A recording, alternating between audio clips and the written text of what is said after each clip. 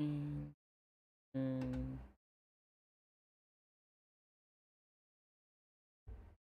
wait for it to pop up over here. Hey, how's it going, nutritionist Liz? I always say your whole name, but we're gonna go with Liz right off the jump. How's it going? Okay, actually I hear feedback. That's distracting.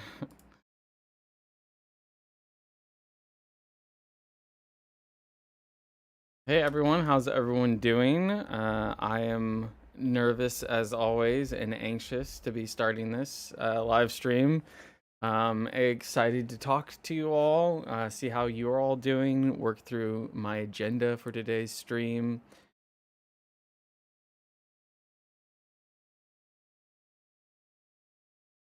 Oh man, becoming a Pega zebra corn. Okay, I'm dyslexic and I struggle to read names, but it's becoming a Pega zebra corn. Am I saying it right? You look like a new name unless you recently changed your username, but thank you so much for stopping by. How's it going? Allie, how's okay? Well, I was gonna ask you how it's going, but you said you burnt your right hand. I burnt my right hand pretty badly, so typing is a bit challenging at the moment. But I didn't want to miss saying hi to you all. As always, I'm happy to be here. Allie, thank you so much for stopping by and saying hi. Last time you understandably lurked, and so I appreciate you taking the time to say hi. And anyone else that lurks, I am entirely supportive of you just sitting back and just chilling. But if you want to say hi, I really appreciate that. And if you want to say goodbye when you leave, that's another thing that I super appreciate. Becoming a Pegazebracorn. Is there a story behind that's such a unique username? Is there a story behind that username? I usually watch under that's another name I'm gonna struggle pronouncing. But this is my chronic illness channel, so it makes more sense under this name. Do you like run your own channel or what do you mean by chronic illness channel? Sydney, how's it going? Hey, so sorry to hear about your hand, Ali. I hope it gets better.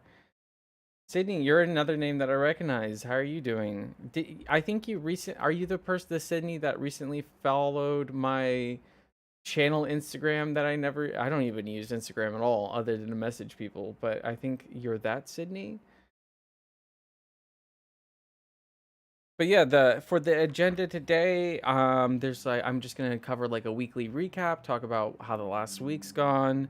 There's other things I want to talk about. There's some more pieces of advice that I want to touch base with. Then, depending on the feedback from some of the things I'm asking about in advice, I might do another live podcast. We'll see how that goes. But I just want to give some time for people to like filter in and get situated, and then I'll launch into stuff.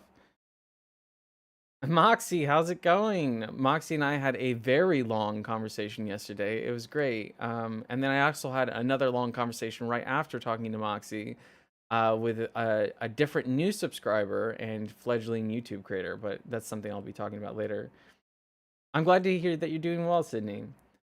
Uh, Becoming a Pega zebracorn. The short of it is, I have a lot of weird, rare medical illnesses. In medicine, when you have a rare condition, you're known as a zebra versus a horse, which is more normal things. Okay, that makes perfect sense because the whole when you hear hooves, think horses, not zebras. But in your case, you should think zebra.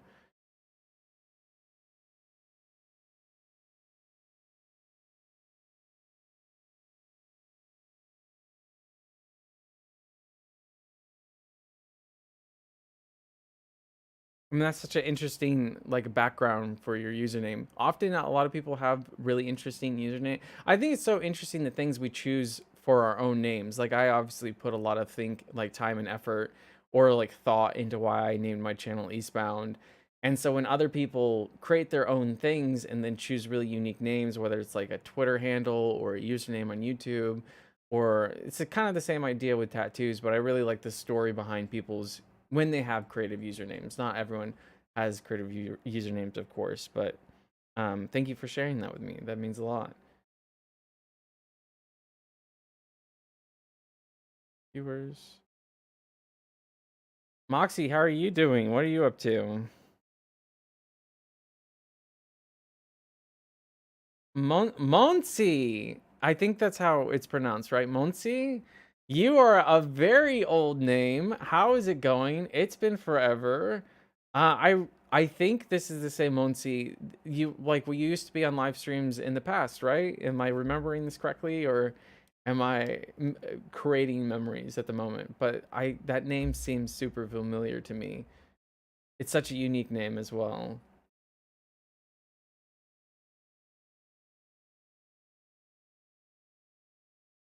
Anna, I've been lurking here and probably will continue to. I'm not feeling well, but wanted to say, at least say hello. Well, I'm sorry that you're not feeling well. Thank you so much for spending time with me. Anyway, Anna, um, I have more in-depth things I want to say to your Instagram DMs, but I was a bit on edge and nervous about the live stream, so I was just like, I should probably respond more in depth afterwards. Okay, cool. Monsi, yeah, it's been forever. How are you doing? It's so wild to see names back from because I haven't like besides the last 6 live streams, which is wild that I've already made it to 6 consistent live streams every week. This coming back to YouTube is the most consistent I've ever been as a creator, which is wild. I might talk about that later. But to see a name from I think my last stream before this one was like my birthday live stream, which was almost 2 years ago at this point, and so it's really cool to see a name that far back and back, especially when I see names commenting on videos like from back before I disappeared and everything like that. I don't know, it's a super cool and unique experience. Liz says, hi there, East. I think I stopped in too early. Glad new peeps are joining in. No, you dropped in like the second the live stream started, and you're on top of it. Moxie says, I'm swell, still overcoming brain fog, but my mood is good. Thank you. How are you? I'm fighting the brain fog. That's one of the things on my weekly recap that I wanted to talk about is like this last week in particular has been so much ADHD and brain fog and really struggling with some really difficult video topics that I have. Not difficult in terms of like the sensitivity of talking about them. I have way more difficult videos when it comes to that idea, but difficult in terms of they're hard to conceptualize. I'm working on this video about this concept I have called the workbench theory, and it's one of those things that makes a lot of sense in my head, because it is a real thing that I practice in my life. But it's funny, like the second I go to articulate this very important thing to me, it's just like I don't know how to say any of it. It's wild. But yes, brain fog is definitely going on. Other than that, good, I guess. Okay. I don't I always struggle to answer that question because like my brain immediately thinks like of the million things that could be better, and then I kind of get bogged down and I really struggle to acknowledge when I'm doing all right. So I'll say overly complicated answer to that question is I'm doing all right.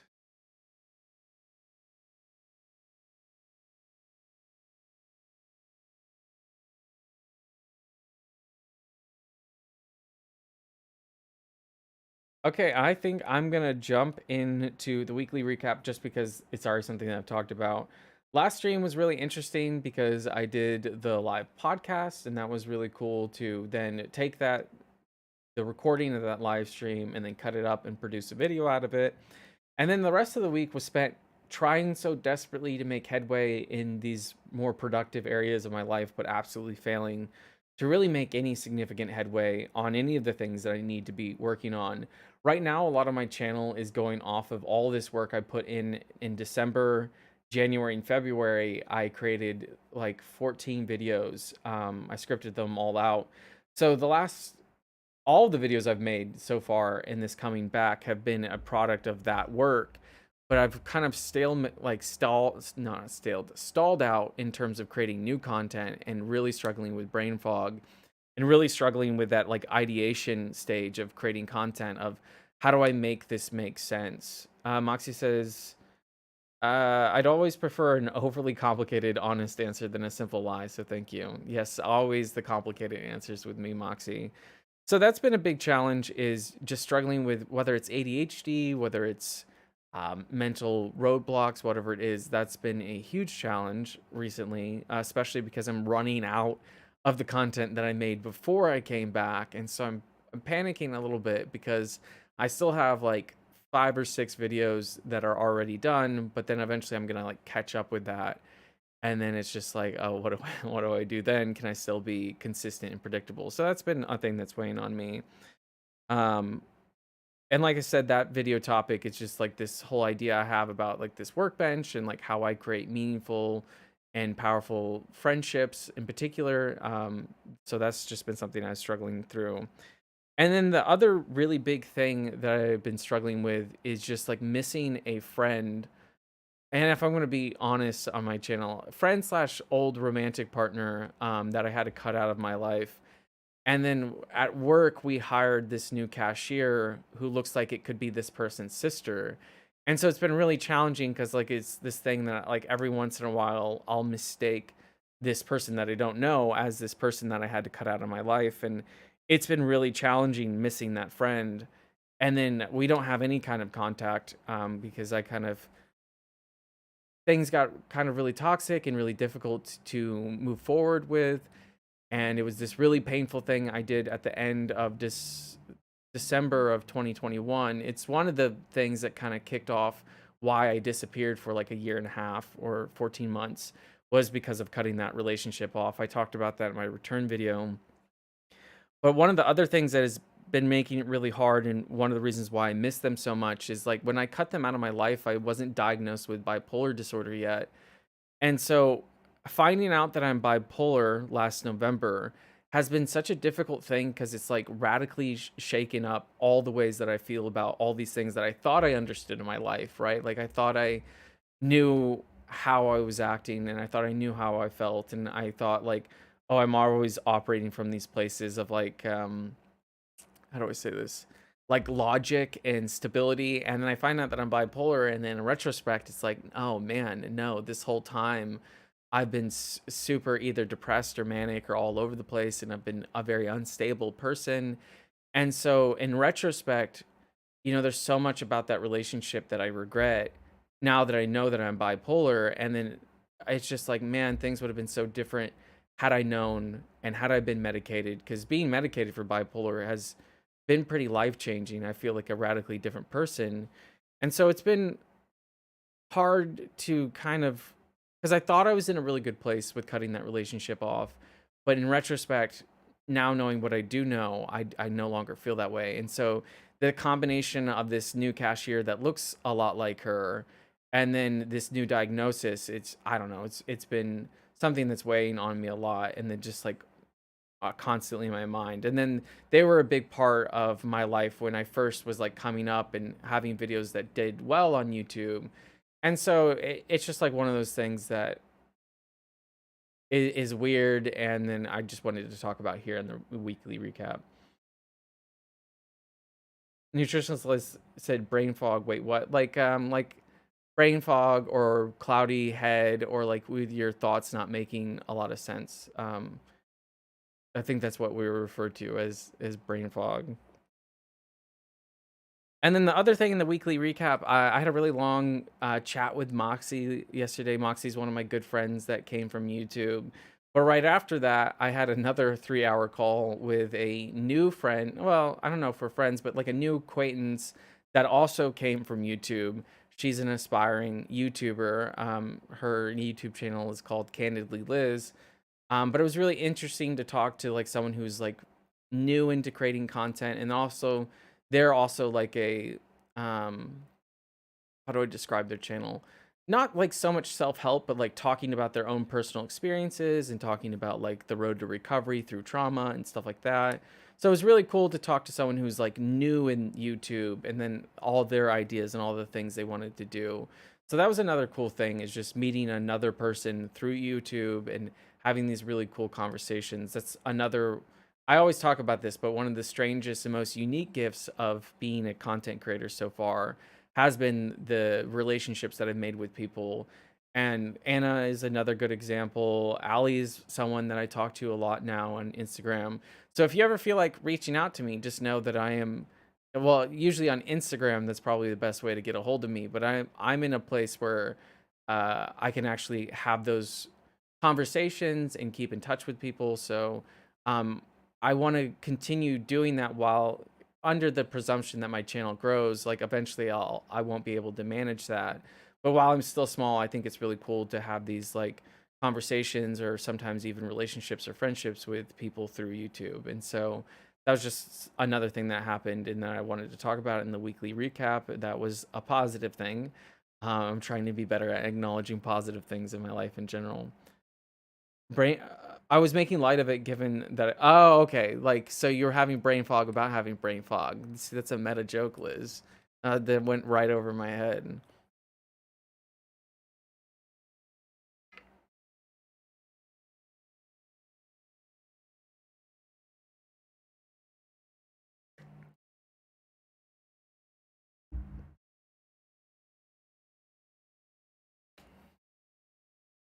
Speaking of which, Liz, you keep on saying you're gonna message me. You're gonna have to get around to it eventually.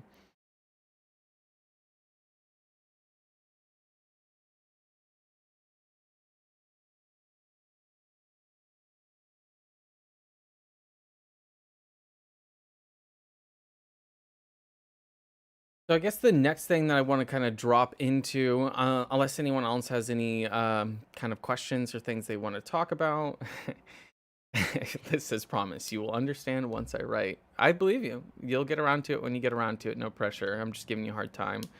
Unless anyone else has any other kind of questions or things they wanted to talk about off the jump, I think the next thing I was going to move into was talking a bit. Hey, Lewis, how's it going? Lewis is another person that I messaged on Instagram. I have all these people, and thank you for stopping by. I appreciate it a lot. Next thing I wanted to kind of move into was asking for some more advice. I feel bad because I always hit you all up for advice, but you all have been super helpful, so you make it hard not to. Uh,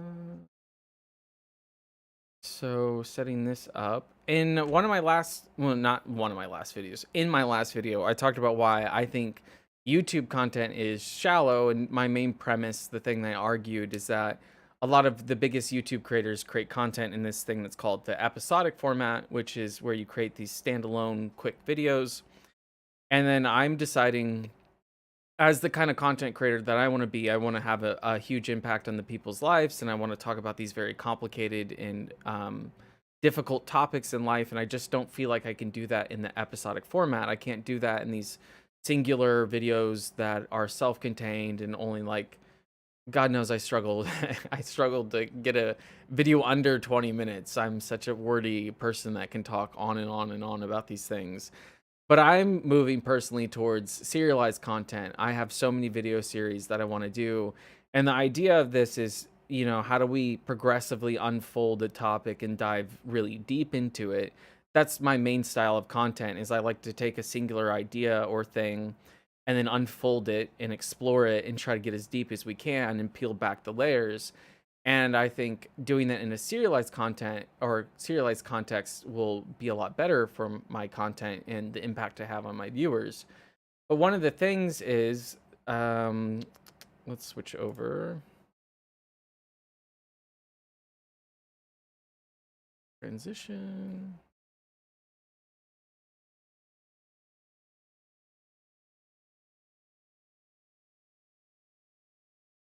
So, let's present.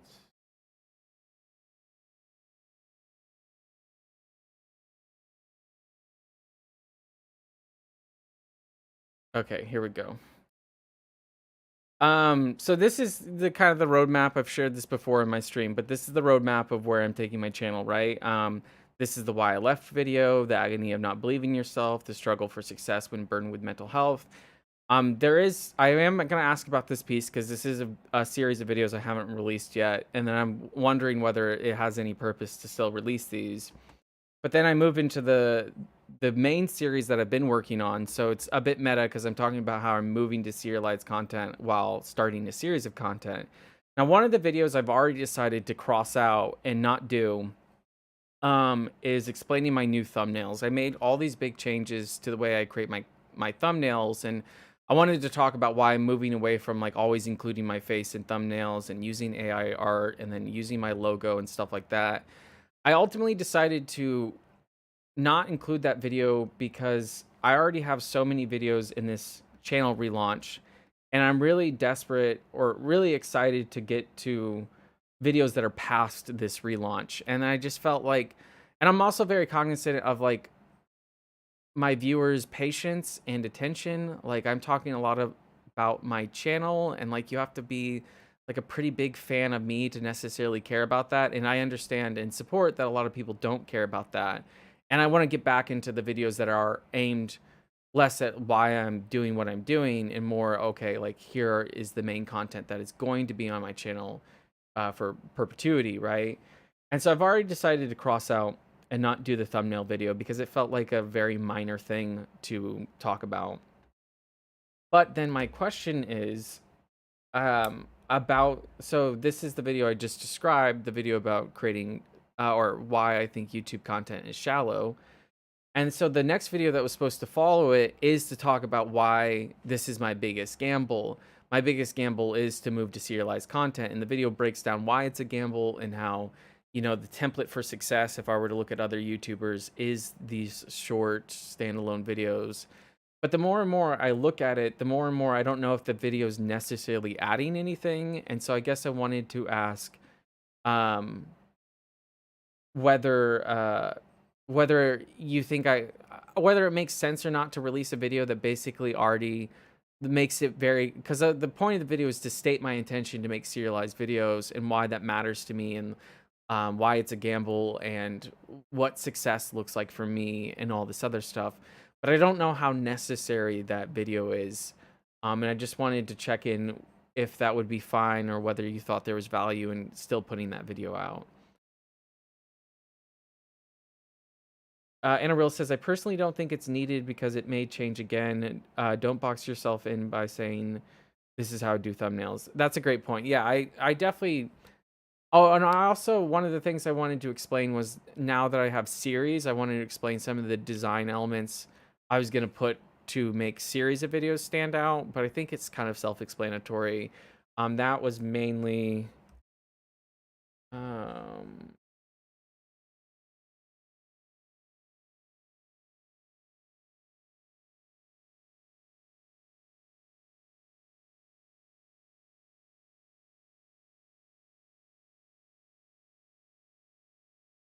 Yeah, so it was talking about, you know, like adding these features in to signify a video series. So ultimately, I didn't think that video had any real value, and then it was just like another video that's just about my channel and just trying to update viewers why I'm making these changes. And like I said, I already kind of feel like I'm wearing my viewers' patience a bit thin, or maybe that's not the right way to say it. But I want to get more into I want to get away from just talking about my channel and finally talk about the topics that I want to talk about. So with this, you know, this video basically stating my intentions, I'm just very torn about whether it does or doesn't have value. Anna Real says, what would be the difference between the biggest gamble video and what you've already shared on how you're doing the series? Yeah, that's like another great point is like there's not a big difference between the last video that I just did. I guess like the only thing that's missing from the last video is I just didn't like directly say that I'm moving to serialized content. I think it's pretty inferred. I think anyone who watches that video can probably on their own be like, okay, this person is going to move to serialized content. So that was really the only thing that's missing. And then, yeah, the more and more I talk about it, the more and more it doesn't seem all that necessary. I do briefly talk about the next series that I'm releasing, which is this core idea series. This series is really important to me. I think I've talked about it before in my streams, but the core idea series is literally going to be a series that lasts my entire channel and is going to be consistently like these different tools that I've used in my life to better my life. And so that was one other component, is it was just setting that up. Awaken Moxie says, bro, I'm still so scared to click through my files on my computer while live, even when I don't really have anything to hide. Yeah, no, I don't have anything to hide. So I at least I don't think so. But I was just thinking that to myself. I was just like, I really hope there's not anything weird. And even though I know I don't have anything to hide, it was weird, like clicking through my files live. I was just like, oh yeah, no, maybe not the best idea. Yeah, that's what I think I mentioned with you. The gamble was what I understood through your explanation in the video. Hey Nicole, how's it going? I think you recently left a really like a really kind comment, but your name and your little blue N look super familiar. So how are you doing, Nicole? Thank you so much for stopping by. Yeah, so I think as long as that's chill with like everyone who's watching, if I just skip past this next video talking about me moving to serialized content and stating that intention, I think I'm gonna drop straight into maybe the core idea series and finally start that series of videos, or talk about the other huge problem I have with self-help content, which is this idea of the way in which YouTube competes for your attention with yourself, and how that creates a lot of problems with actually getting the true value out of self-help content. And so that's another complicated problem that needs a lot of explaining to see how exactly it is a thing, but that's the other video that I'm making.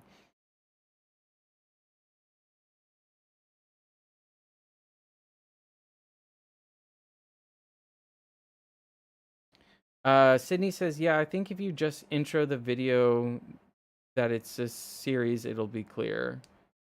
Okay, yeah, no, that makes sense. Awaken Moxie says, yes, we're getting to the core, dig to the core of what? I'm so confused. Moxie, your references sometimes go right over my head. But yeah, I'm really excited to finally get out of the channel relaunch and finally get into some of these other video series that I have talking about, like talking about bipolar, talking about hair and identity, nicotine, a couple other one-off video topics like the comorbidity of ADHD and PTSD, and a really important realization about my behaviors that changed everything, why accepting I'm a loser changes things, stuff like that.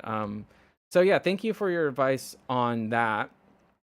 I think I'm gonna probably skip on past that then. So my next question about something to release or not, that is me. I'm well, thanks. Wishing everyone the best. Oh, thank you so much. Hannah Real says, also, is it really your biggest gamble? I think I'm missing what the gamble is.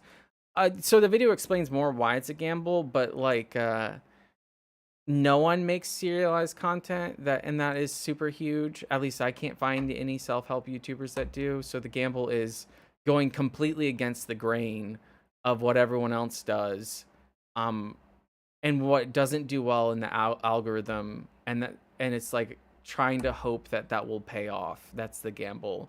Is like if I wanted to be a successful YouTuber, if that's all I cared about was the number of subscribers I had and making as much money as possible, like the template is really obvious. It's like make these standalone videos that are as general as possible, that are relatable to people as possible about these questions that people ask. It's like how to stop procrastinating, or waking up at 5 a.m.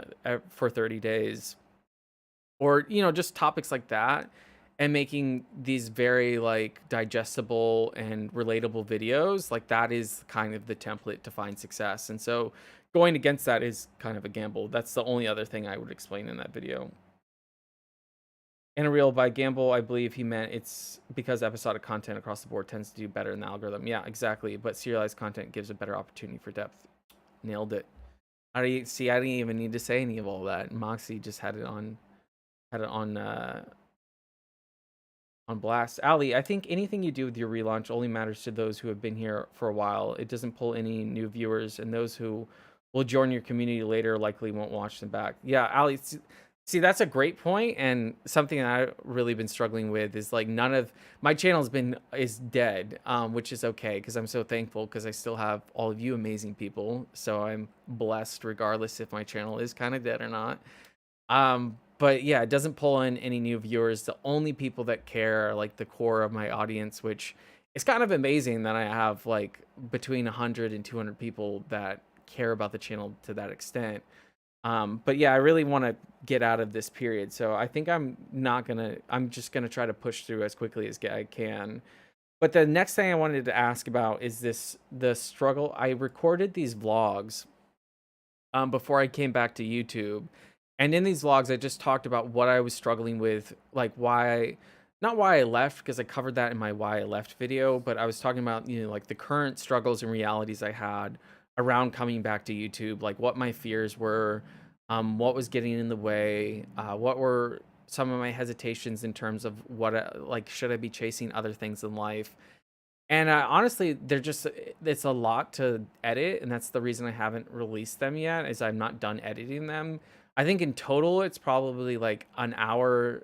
Well, it's definitely an hour. I think it's, like, an hour and a half to maybe, like, 2 hours of something around there, maybe, like, around an hour and a half, and I just didn't know whether anyone would be even interested in that, or whether I should still release that, especially since I've been back for now, what, like, 6 weeks, and so, once again, just wanted to ask for your all's advice about whether that's, like, something I should even bother finishing editing and releasing, if there was any interest in that, and so that's one of the, last pieces of advice I kinda wanted to get into on terms of content that I'm releasing. Shepherd's voice, how's it going? East, shalom. Sorry I'm late again, but glad I made it. No, like I say every time, there's no such thing as being late. I'm just happy you're spending any time with me today. It means a lot. Shalom as well. How are you doing?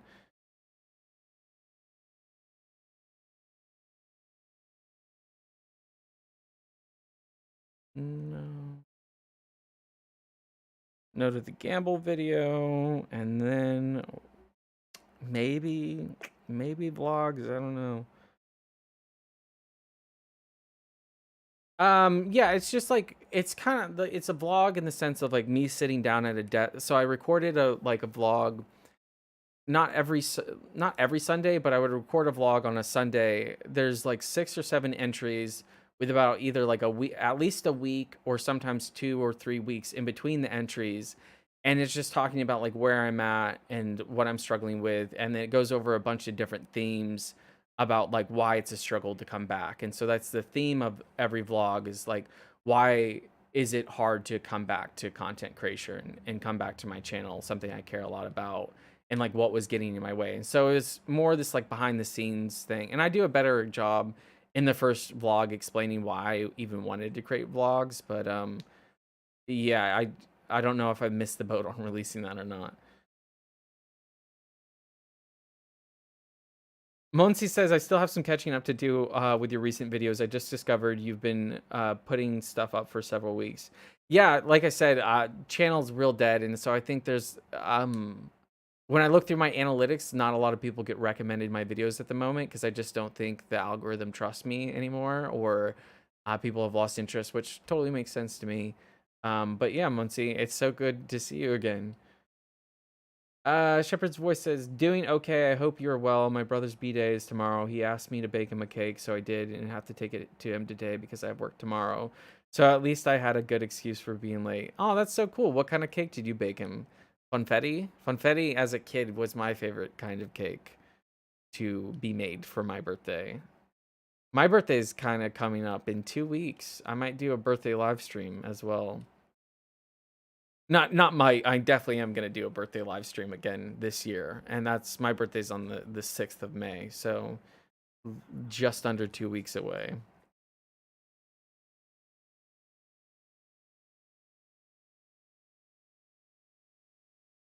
Moxie says, I think it'd be interesting behind the scenes stuff usually is, wouldn't need to prioritize it among your other stuff, but if you have extra time to finish the vlog, it would be nice change of pace content wise. All right, cool. Thanks, Moxie. I think then I'll push forward with that.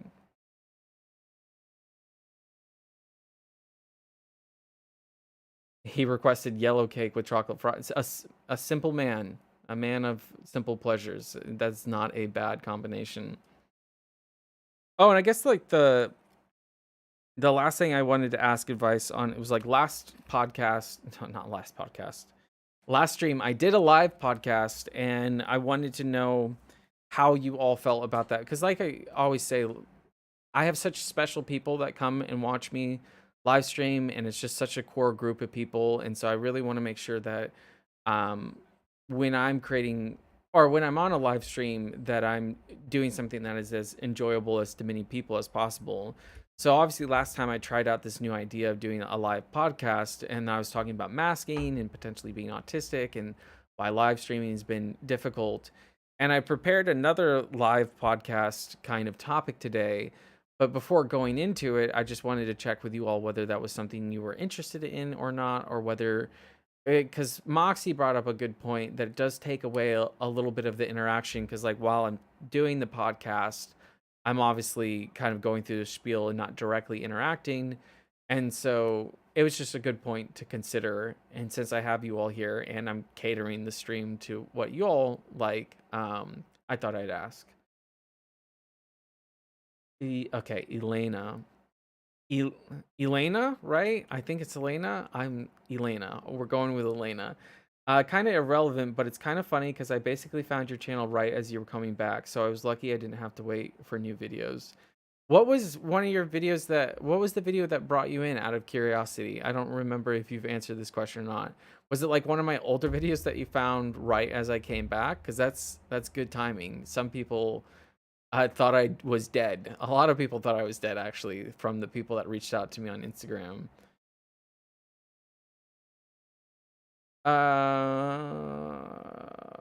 Let's see. Sydney Q says, I agree with Moxie. I also like the podcast. It gave the core of the topic you wanted to cover. I don't mind you jumping into that since some lurk. Okay, that's really great feedback, Sydney. Thank you. Then I think, oh wait, I've had this roadmap thing up for this whole time, which was completely unnecessary. Let's transition. Yeah, so the next I might kind of set up the podcast then, and unless there's other things people wanted to talk about or give me further feedback on. Elena smile back. Um yeah, okay. So I'm out of it. Oh, the chubby emo video, that's right. Shepherd's Voice says it was good. I enjoy all your vids, but like a broken record, I will say that I love your live stream the most, no matter what format you decide to use, because you'll still get all the comments. Well, I appreciate it endlessly. And I've really enjoyed exploring this new format and trying to get more comfortable with it. I'm still a nervous wreck, but I've gotten a lot better than I was. So that it's something.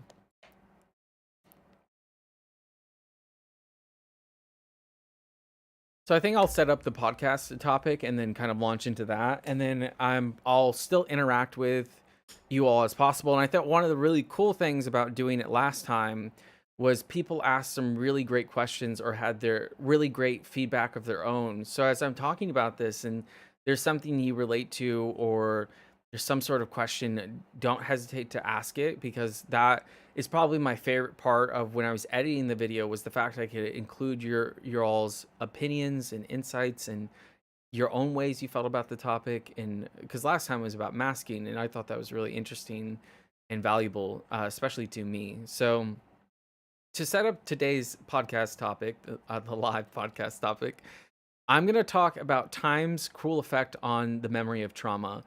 Um, as a preface to this, like quick trigger warnings, I'm going to be talking very vaguely about the topic of anorexia and suicidal ideation. I'm not going to go into any kind of depth about it.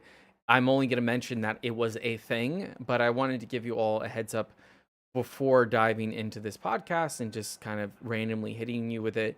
Because as I'm going to talk about later, I am going to talk about like my, not specifically what my PTSD triggers are, but there is one in particular where when sometimes I get randomly hit with this thing that is a part of my life, it can bring up a lot of memories. So I just wanted to kind of set that intention that I am going to be very vaguely and on the surface talking about those topics before I launch into this. But one of the things I've noticed is that my trauma primarily happened over the course of 3 years, and it ended 4.5 years ago. So 4.5 years ago, that's a lot of time to pass. And I've noticed this across that 4.5 years, this really interesting effect of time's effect on that memory of that trauma that feels really cruel and really difficult, even though it's the product of some good things. And so that's the topic I wanted to talk about. Um, so, kind of launching into part one, when the trauma was happening. So, one of the first ways time can be kind of cruel, especially when you're going through traumatic things, is the way in which it seems to move so slowly. So, as a recap of what exactly my trauma is, even though I've talked about it a lot, is I was in a traumatic relationship that was verbally, psychologically, and sexually abusive. And then there was often, not often, my ex fiance was struggling with life threatening anorexia and was suicidal herself. And so there was a lot of these very intense, very long periods of like life and death and struggling against these things, all the while the relationship is extremely abusive. And so that was the trauma, and it lasted for, it started about half a year into the relationship and lasted the rest of it. So about 2.5 years of this really heavy, really difficult period of my life. And when it was happening, because it was stretched across this really long time period, it just felt like it was never going to end. It felt like time was moving so slowly, and I didn't think I was ever going to get out of the relationship, and I couldn't imagine an end to it. And I I always thought like she was going to pass away, and I didn't ever think there was going to be this other side. And that was one of the first reasons I became kind of suicidal, was as an escape, because I felt like I couldn't leave the relationship, and it just didn't feel like this horrific stuff that I was going through and experiencing would ever end. And so that was the first way. Initially, time was pretty cruel, is the way in which like every second just seemed to drag by. And I couldn't, like, just that oppressive feeling of like, when is this going to end? But then there's part two, like immediately after the relationship ended. In this very bizarre way, given the context of the relationship, it ended rather suddenly, and like absolutely, in the sense that like once the relationship ended, we didn't like have contact. She moved like many states away. And then I was just like kind of left there. And so it was really bizarre because there was this like 2.5 year period of like utter agony that didn't feel like it was ever going to end. And then it suddenly ended. And that was good, right? Like, okay, it's over, it's done with. We can move on. Not even close. Yes, it was good that the abusive relationship was over, but then I moved into the next period, which is now that I was finally away from the abuse, the fallout of the abuse could finally start settling. And so all the years worth of pain that I wasn't dealing with, and the years worth of abusive moments that happened between her and I, like it finally hit me like a train, and I had to deal with it.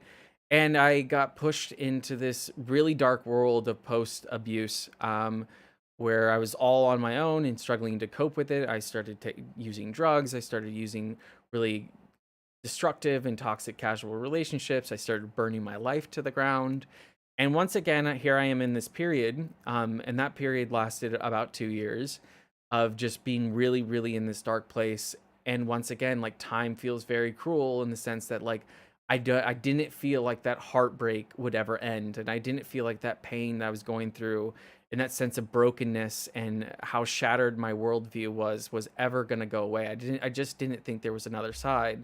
And so once again, one of the many reasons I was suicidal was as an escape from that feeling of the perpetual never ending nature of, okay, like this is my life now. But then we move into part three, which is 4.5 years later. Here I am. And it all feels like it passed by in this like blink of an eye. And I'm a radically different person in all the best ways possible. I have resolved much of my PTSD. I'm no longer depressed or suicidal. I've abandoned many of my old destructive behaviors. And so it's wild because here are these two periods of my life that I didn't feel like would ever end. And now I feel like all I did was blink, and here I am on this other side of it. And this is where we get into the main topic of why time's effect on the memory of trauma feels so cruel. Is because as time has passed and as I've healed, those memories of what happened have started to feel like less and less real. And one of the primary reasons is as I've healed my PTSD and I don't have the triggers and I don't have the emotions I used to, it makes those memories feel a lot less real because I'm not having the same reactions I used to have to them. Like I'm not falling into a panic state. I'm not hyperventilating. I'm not like on edge. I'm not dissociating. I'm not doing any of those things anymore. And it's really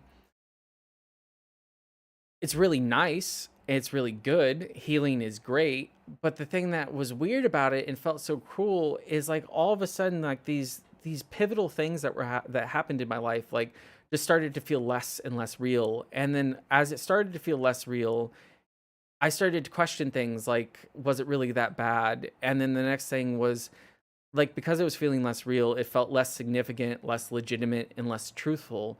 And I started to feel like I was exaggerating things, because the significance and realness of this memories were passing and fading with time, and time's effect was so strange. Because I go from this place of feeling like it will never end to like, oh my word, it's been 4.5 years. It's wild. Why am I even talking about this anymore? I should be over it. Um, I've been exaggerating this whole time because it's really difficult to connect with those emotions anymore. Like that's one of the really positive things of healing is like I just don't have those same reactions. Um, but what's felt so cruel about it is that now my memories feel like a story that I'm telling myself. It feels like this really shitty and amateur attempt at like horror writing. And it's wild because I haven't even really gotten, I've never on my channel talked about the worst of it. That's something that I'm planning on talking about. But when I personally think about the things that happened, it feels like really shitty, like a really shitty Hallmark movie or like a really shitty horror movie of this, like, okay, like that surely didn't happen or it didn't happen to that degree, or you're making it seem worse than it was. And then it also feels like because it's a story that I'm telling myself, it feels like I'm the one that's keeping the memories alive, and that I'm self-indulgently like repeating the story to myself, and I'm the one that's perpetuating the memories. And if I just stop telling the story to myself or somewhere on YouTube, those memories would go away and I'm just clean on them. And that's just a weird feeling to be faced with, is like this change of like, oh, my life is so dominated by these experiences, and now all of a sudden like they just don't feel real anymore and they feel like stories. And really struggling to cope with that. And then the consequences of that is stuff like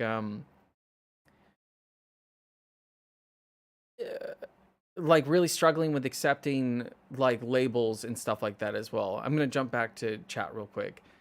Moxie says, honestly, all that progress is truly wild. I'm very proud of your sheer force of will getting to the point you are now. I know there's farther you want to go, but acknowledging the present is so important. And that ties, Moxie, thank you so much for such a lovely comment. And that ties really well into the next part is like, not only has time degraded the reality of my trauma, but it's also illegitimized the staggering amount of work I've done on myself. I've literally dedicated years of my life to healing myself, but I'm starting to forget how real that struggle was. I feel this all the time with my SI, my suicidal ideation, is that I'm starting to forget how much it dominated my life. And when I think back to like the awful stuff that happened to me and the way of I was coping with it, like it, I forget how intense it was and how real it was and how much it utterly broke me. And because I forget that, like it sort of has invalidated just how significant my journey to recovery has been. And I start to think to myself, like even my healing in general seems to illegitimate invalidate my own trauma, because it's like, well, you've healed so much. Surely, if it was as bad as you're saying, you wouldn't have healed as much as you have. And so that's another really cool effect, is that it's taken this really beautiful thing that I've done in my life, which is try to heal myself, and then like made it feel insignificant and made it feel lesser through this. Strings and pedals, hello, I'm here. The stream can start now. Illegitimize. Yeah, I struggle bus to get the word out. Liz says, I think you're pretty damn amazing. Thank you so much, Strings and Pedal. It's nice of you to finally join me, Annabelle. No IRL friends to hang out with today? Question mark.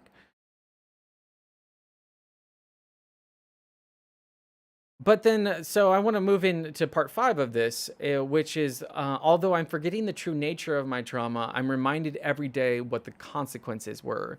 So not only does time have this erosive effect to the memory of my trauma, but it has this kind of empowering and strengthening effect to the consequences of my trauma. And so the way I would talk about that is, so I have all these things in my life that are a product of, you know, being traumatized and not handling it well, and then spiraling into depression and destroying my life. And so some of those things that have been embodied into my life is stuff like my debt, my destroyed academic career, jobs I've been fired from, the current job that I hate, my less than ideal living situation, and stuff like that. And so the consequences of these memories that I'm starting to forget are very real and have been strengthened with time.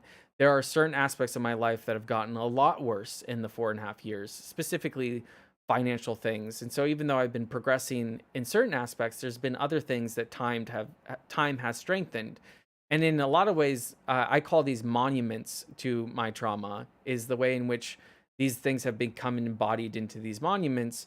And time has had this really cruel other effect of making it really strong. And so it's weird because the monuments of the consequences remain, but the legitimacy of what founded these monuments feels undermined. And so it feels like all of this has been unnecessary and avoidable. I no longer directly connect with the horrors that I used to face. And so I have all these negatives in my life. And because I no longer connect, or my memory of these things is beginning to fade and I'm beginning to gaslight myself into thinking it was less than it was, is that now these monuments of the consequences of my trauma like feel less and less like understandable, and I feel more and more broken, and I feel more and more negative about my debt or where I'm at in life, because I have healed, and because I've stripped a lot of the power of these memories away from myself. And so it's just a really bizarre thing. And to that degree, I want to get into part 5 after I go to the comments real quick.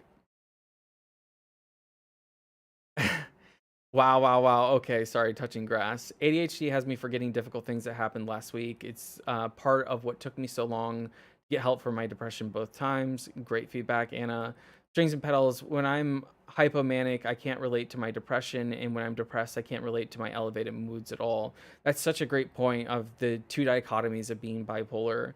Elena says, as time passes and I start to forget things that people have done to me, I cling onto those memories, not being able to let go. I feel like if I let myself forget, then it will never have existed.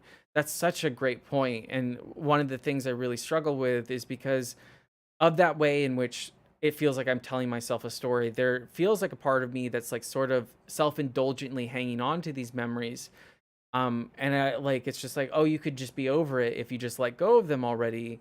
But then we get back into this idea that I've been talking about with the monuments. It's like, well, that's not true. I did go through these things, and here's all this proof in my life that I did, because these are direct. Like, one of the things that's really hard is my trauma has permanently and utterly altered the course of my life. In ways that are just so obvious. And so, like you're saying, like, I find a part of myself like sort of desperately hanging on to those memories because they are the justification for why I've ended up where I'm at.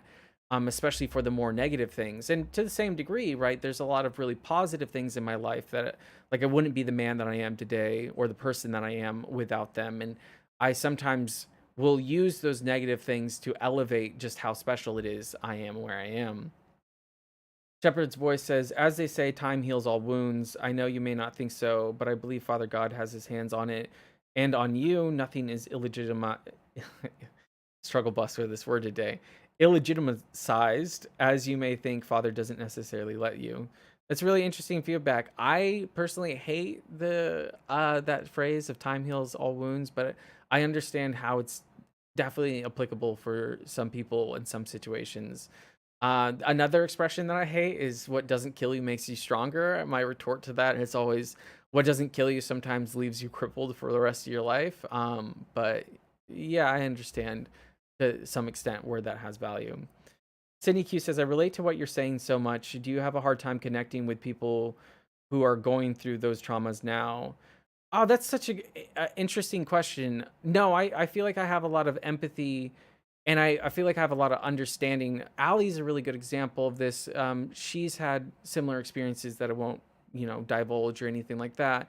but we've talked so much, and like that ability to connect, it's really useful and actually is really healing for me to connect to people that have relevant experiences, and it helps remind me that those traumas and those experiences are real and that they did happen.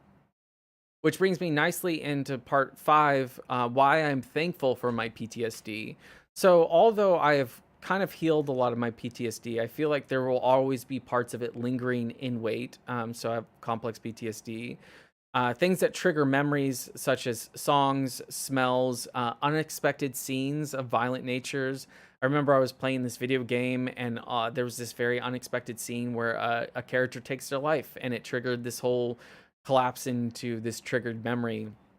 And the reason why I'm thankful for my PTSD is that in those moments where something triggers my PTSD and I'm sent back to those spaces, I feel like I get transported back in time, and I feel like my body is back in those situations, and my heart is racing, and I'm overfilled with dread and fear and sadness, and there's just like this pit in my stomach, and I feel exactly how I did back then. I'm so thankful for those moments because afterwards it's this really powerful reminder that like not only are my memories real, but they're actually way worse than I'm allowing myself to remember.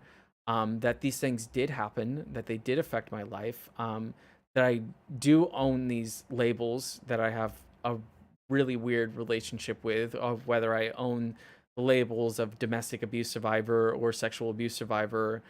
That's another thing that's really difficult, is now that with my memories fading, it's harder and harder to feel like I have the right to those labels. And there's parts of me that don't even want those labels anyway. There's parts of me that would like to hide those things about myself. But that's one of the reasons why I'm so thankful. Sometimes, don't get me wrong, sometimes PTSD sucks. It can really suck. But right now, I really value it because when it does show up, it brings out this like deep sadness that sits within me, and these memories, and it takes me back to them and allows me to refill those things in a positive way and be like, holy crap, like I really did go through it, and it is real. Shepherd's voice says, forgot only because it is a lesson learned, and it should help you recognize like red flags and such as going forward in your future to help you keep you safe. Absolutely. I completely agree. That's such a huge way in which I wouldn't go back and change these things. Like, even though I'm talking about how awful these traumatic memories are, I personally wouldn't go back and take that away because the person I am now wouldn't exist without it. And I'm so thankful for that person, and I see so much value in that person. But I only became that person because I set out on this journey years ago to find healing and to make the best of it. And this other concept in my life that I really want to make a video about, called kintsugi, which is to like repair yourself with gold. And so that's a great point, Shepherd's voice. Lisa M, hi everyone, just popping in. Thank you so much for popping in and saying hi. I love it when people say hi. How are you doing, Lisa? Shakira, how's it going? You jumped in at, like in the middle of the podcast while I'm talking about heavy stuff. How's it going? And hi, chat. Annabelle says hi to Shakira. Shalom, Shakira. Hi, Shakira. But yeah, so that's wrapping up. Um, it's weird because in many ways this healing is great, right? Like you want to heal and you want these memories to not control your life, because inversely I remember when these memories and these experiences like absolutely dominated my life and pushed me into really dark places. So obviously, right, it's a really good thing that I'm healing, and it's a really good thing that like these memories are starting to feel less and less real.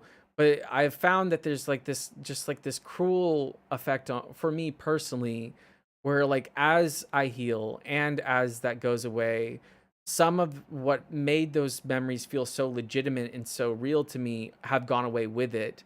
And it's hard to keep on legitimizing, like it's been hard to switch over with how do I legitimize what I've gone through without those emotions that like force me to make it legitimate. Like how do I love myself and keep these narratives and not gaslight myself and empower myself to be like, no, it was really hard and this is what happened and I'm not exaggerating. And so that's just been a really weird experience for me personally, is feeling like I'm losing something. And as Sydney brought up, like this feeling of wanting to hold on to these memories, because as I brought up, later in the podcast, right? Like this, I still have all these monuments surrounding me. I still have all this evidence that I did go through horrible things. And so it's really hard to let go of certain parts because I don't have that option in many other ways that I'm going through, still going through it and still dealing with the fallout. And in many ways, I feel like I will always be dealing with the fallout. But that's kind of what I wanted to talk about, was this really interesting effect on memory in particular, and how, like, as my memory's been fading, it's been so strange and such a weird relationship with that. Uh, Strings and Pedal says, so technically every time you recall a memory, you overwrite them, right? So the more you remember them, the more the memories get altered. That thought scares me. Yeah, that thought terrifies me because I like will start really getting in this hole of how legitimate was, especially as a content creator. Because like, if I'm gonna make these videos about these memories, I better make sure that these memories are as legitimate and as truthful as they can be. But it gets really weird when you read articles like that, like that you overwrite your memories and they get like changed a little bit every time. But that's one of the reasons why I really like PTSD, is because the way in which those traumatic memories get ingrained in your memory is very different than any other form of memory. And so they feel a bit more legitimate, I would say. Let's see. Shepherd's Voice says, you're an awesome person, East, and stronger than you think. It's so kind of you to say. Lisa says, honestly, not the worst I've been, but having a rough time lately, to be honest. Uh, if you feel like sharing right now, Lisa, you can share in the chat. If you want to message me privately on Discord again, you can message me about what's going on. Regardless, I'm sorry to hear that you're going through a hard time, and I hope whatever it is passes by in as quickly and with as little damage as possible. Strings and Pedals says, I wish I had a time machine to objectively understand what happened. Oh, I absolutely, like, I wish I had taken um this is like a weird thing. One of the things that I did in my relationship, because I got gaslit so much and it was so abusive, is I made these recordings of these fights that we'd have. Or there's a lot of backstory to why I started recording our fights, but it was really difficult to go back and listen to those because it reminded me of like how truly messed up things were. And I wish I had done a lot more of that. I wish I had like recorded a lot more of our conversations. I wish I had filmed things. I wish I had taken notes. I wish I had documented more of it, because it would really help with the feelings I'm struggling with right now, with like, surely it wasn't that bad, and helping me remember like, no, it was really messed up and really difficult. Shakira says, my bad. Let me just leave then and go watch his Love is Blind. No, it's not. There's nothing bad about you jumping in randomly. I'm happy you jumped in. Shakira and I went on a long tangent about Love is Blind. I could talk about Love is Blind forever. Such a messy but enjoyable show. Nicole says, I find you two stuck in a moment you can't get out of. Lyrics articulate my trauma and pain and trying to move on. Oh, I love a good song recommendation. I'm throwing that up in the Google. Anna Real says, I think sometimes I've pushed difficult memories away too soon after events happened, and then it makes it harder to process later because I don't remember the details. I need to journal more. Anna Real talks to me a lot about like derealizing and depersonalization, and just what's the dissociation in general. And that's another thing that was really difficult, is towards the end of that relationship, really relying on those tools of dissociating through it, and then dissociating a lot in general, and like not feeling my feelings unless something really significant pushed me into that. So that's another thing I struggle with, is to, when I explore these emotions for a long time, I would start to dissociate, and like learning how to unlearn that habit of immediately dissociating and derealizing and stuff like that. Uh, Annabelle says, I guess no matter what happened, if it made us feel bad, then that's valid enough. Yeah, if it made you feel bad or uncomfortable or left an indelible mark on you, then that is enough. I've been through a lot, as you know, and I think the reason I don't have PTSD is because my brain blocks out things, or made me optimistic. Yeah, that's totally, it's really interesting the way in which, like, especially like early trauma has effect on like dissociation and blocking out memories, and then you deciding, especially such a special reaction that you had, Shakira, of like making I'm choosing to be happy and I'm choosing to be optimistic, even though I have all these reasons to not be. And I think you having that reaction definitely made a significant mark, because I've seen other people where they don't have that reaction, and they get very cynical and jaded towards life, and it makes things a lot worse. Annabelle says old diary entries do that too. Yeah, there's some old diary entries of mine where when I read them, I get real emotional because it's just so heavy. That's another great. I wish I had more of that. I didn't keep any. I didn't start journaling until after the relationship, and so I don't have anything like that. Sad Girl Tumblr 2012 was powerful, relatable. Well, I'm having a scary medical issue, and then I'm also having terrible OCD and waking up scared in the morning, plus lots of med appointments. I'm so sorry to hear that. It's like one of the moments where I struggle to know what to say, because I'm not going through that, and I don't want to make light of that or be too casual about that, but I just genuinely want to say that, like, I'm sorry you're going through so many different issues all at the same time. That would be really overwhelming. And as we're talking about in this video, you're like still in that period of where all these things are super active and they're constant. And I imagine that you probably feel like this is never going to end. And you're in that really difficult period where time is being cruel. And the other way, instead of making things fade, it's making things really slow and grueling. So I my sincerest sympathies go out to you.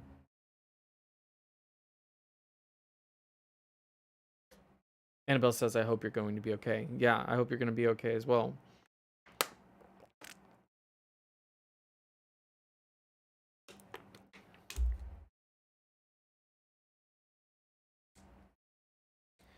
So that kind of wraps up the main bulk of the podcast thing I wanted to talk about. I think the podcast in general will be an opportunity for me to cover certain videos that I've always wanted to make, but just don't fit well in my current lineup.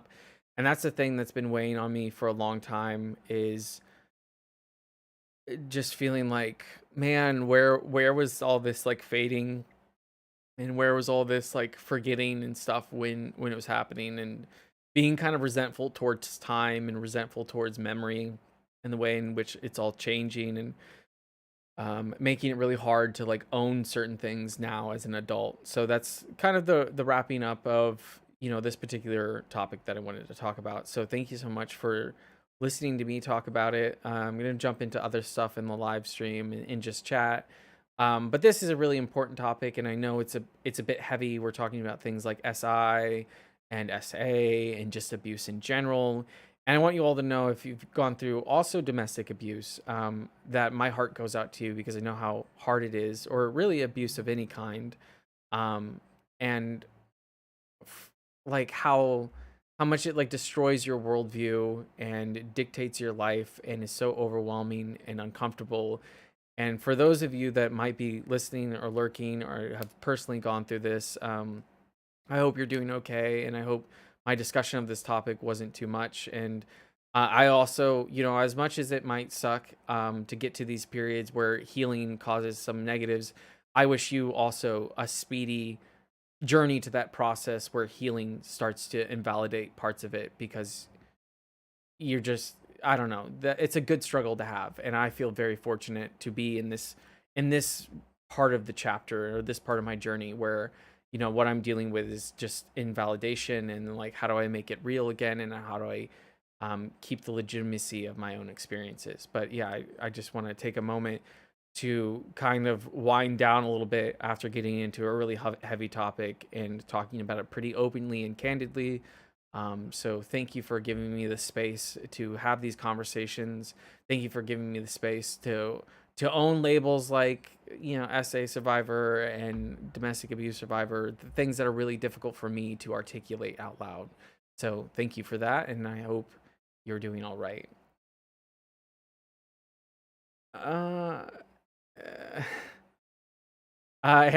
no, Annabelle, I got the good water bottle. This just has pre-workout in it, and I already feel pretty buzzy, so I don't want to drink too much more of it. And then I just have regular water. So I have both water bottles.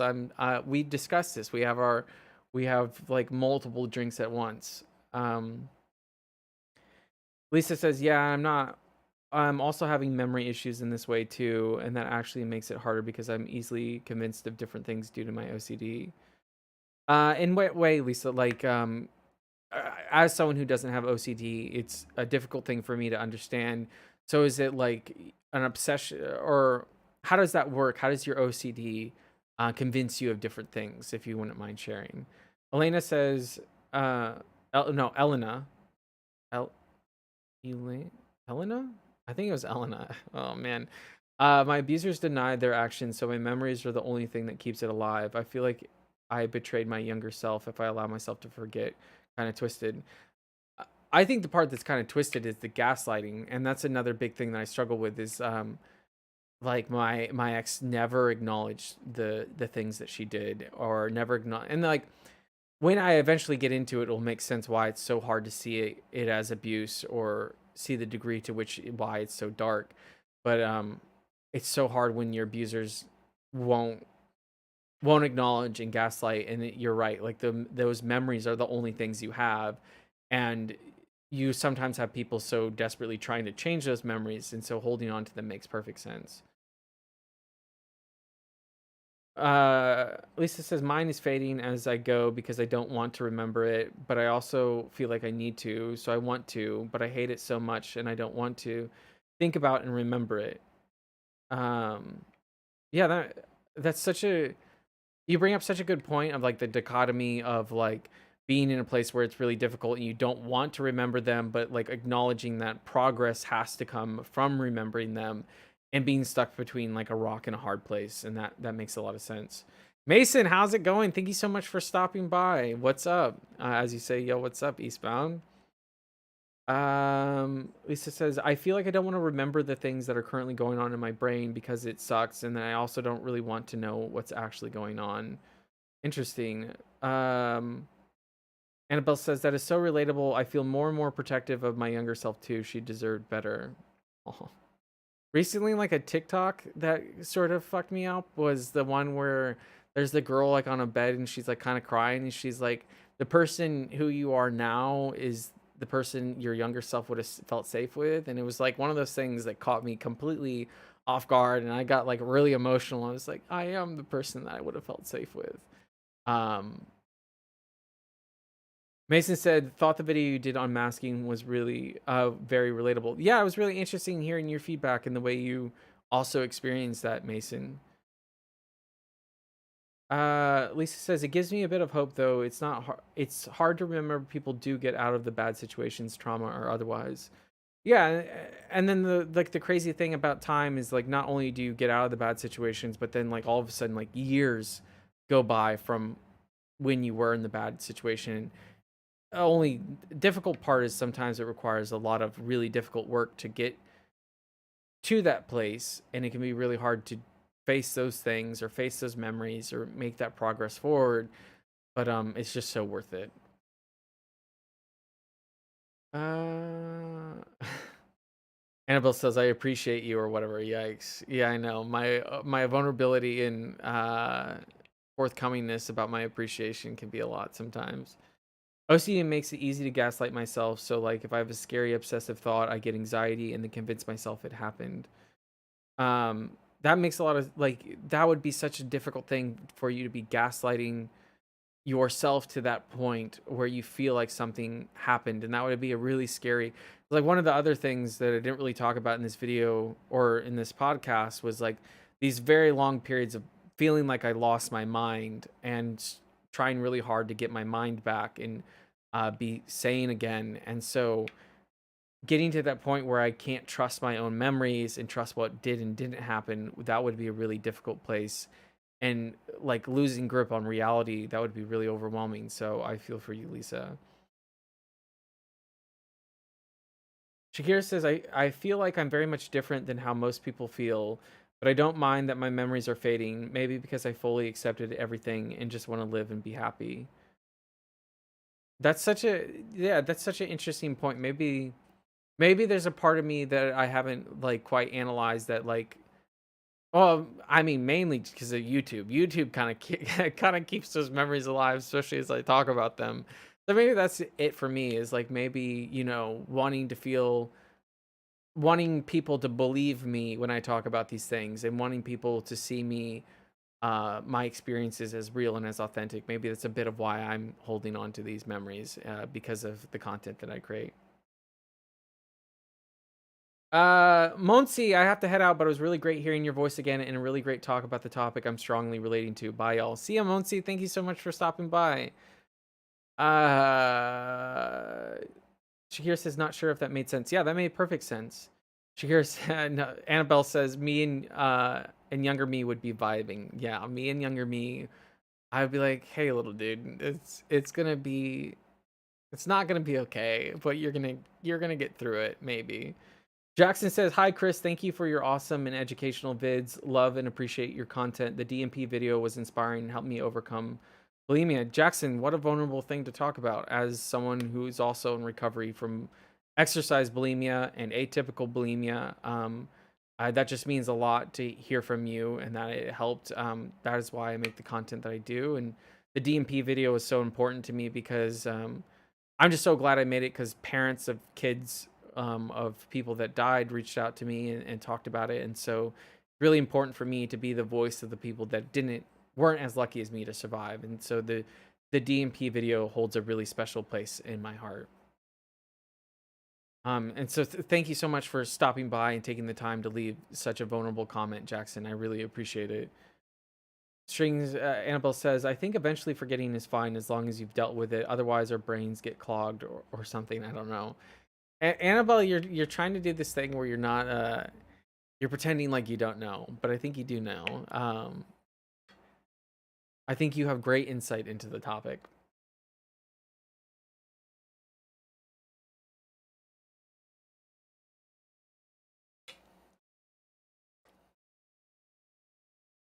Lisa says, I definitely have had at least one moment where I thought I was losing my mind.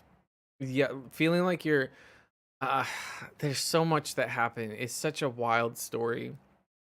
Uh, ugh. It's so hard to get into it without it.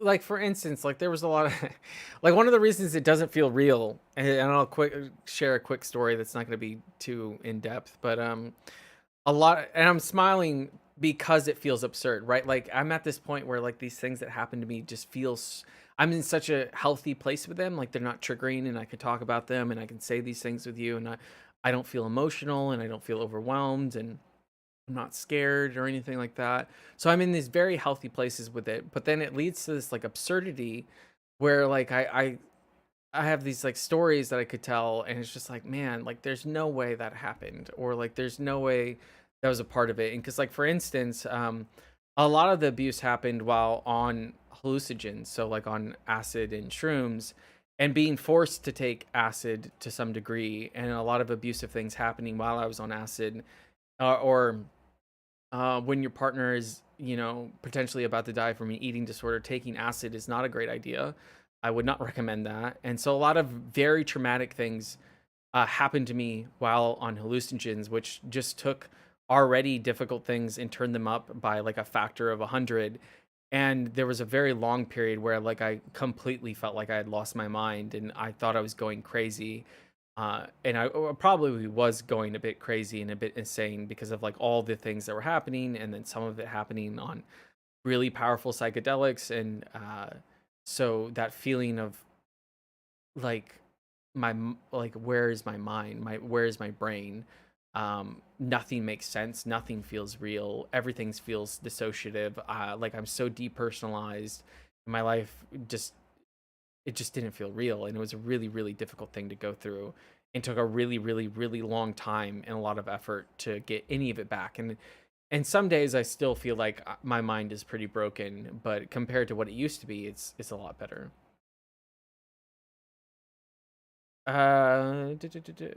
Annabelle says, congrats to Jackson. Yeah, congrats, Jackson. Anna Real says, this book called Anxiously Attached actually had activities where I had a picture of little me beside me while I remembered things, let her talk, and gave her the support I didn't have. That's so cute. And kind of sad, but like sad in a good way, like in an emotional, like pull at your heartstrings kind of way. Shepherd's voice says a bit off topic, but on the mention of music, you mentioned before that you played in band. What did you play?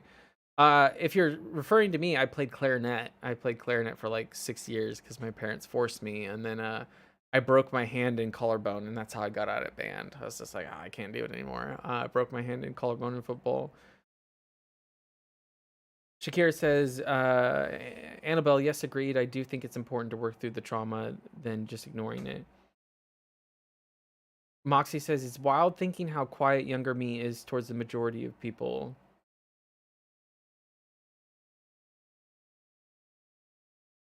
What do you mean by that? Because you use that in a very present tense, like the younger you that like dwells inside, like your inner child, and how quiet it is towards other people, or like, are you retrospectively saying like how quiet younger you was around other people? Annabelle, I adore your coping humor. It I can't explain it, but I really value your type of humor because you say, and then maybe cool new experiences can override the lame old memories. Agreed. Oh no, literal younger me, not exactly inner child. I couldn't speak of. Oh yeah, yeah, we've talked about that. You had a whole period where like you basically didn't talk. That's such a wild concept, and yeah, to have a period where you're basically nonverbal for so long would be wild.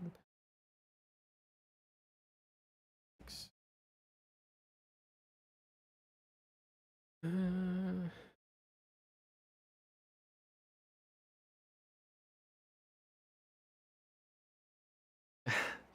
Trevor's voice says, "Oh, okay, clarinet. I pictured you as a drummer. Just curious because music most definitely can be a good outlet, but but not if you didn't like playing the instrument. I didn't like playing the instrument just because I was contrarian because I had to.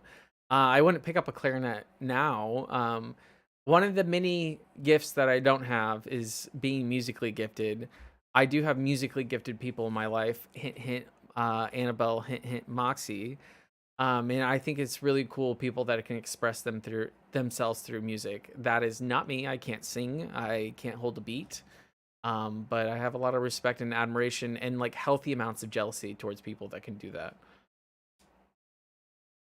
Lisa says I was also very quiet person in public for a long time. I wasn't nonverbal, but I was that kid that when I finally talked once at church, a kid went. I don't mean to laugh at the story. I'm just imagining the kid's reaction, saying you talk. That would be interesting. Annabelle says clarinet is cool. I'm not saying clarinet's not cool. I just thought I was too cool for clarinet, but in reality, clarinet is too cool for me. I used to play piano. I hated participating, but now I'm sad I can't express myself well through piano. So yeah, I wish I had taken band and stuff like that more seriously. And there's a lot of stuff I wish I took more seriously when I was younger.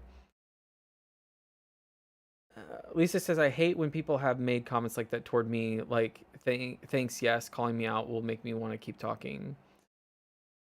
Awaken Moxie says, yeah, I wasn't nonverbal either, but I relate, especially moments where the other kids would be like, I want to hear her curse. The kids would say, I want to hear you curse? That's so interesting.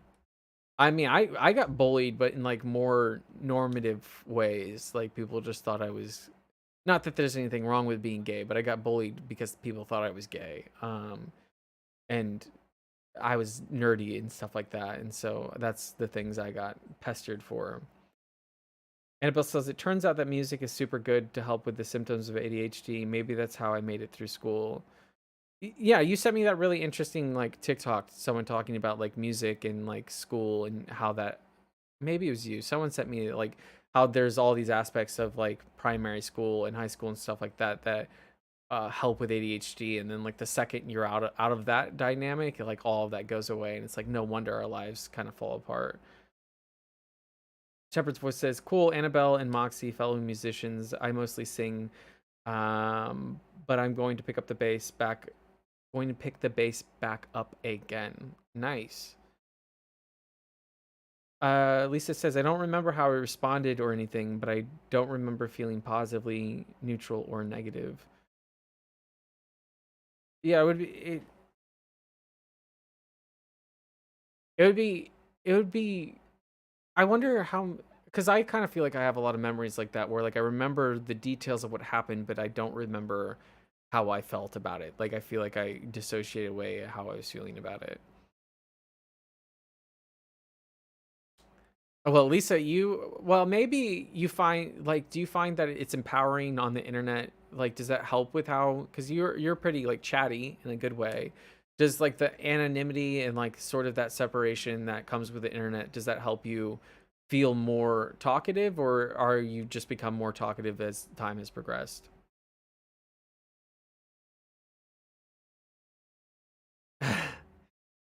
Anvil says this whole chat is very cool, much cooler than clarinet dissing East. Oh, clarinet. Okay, clarinet. Some hyphens were needed in there, but clarinet dissing East.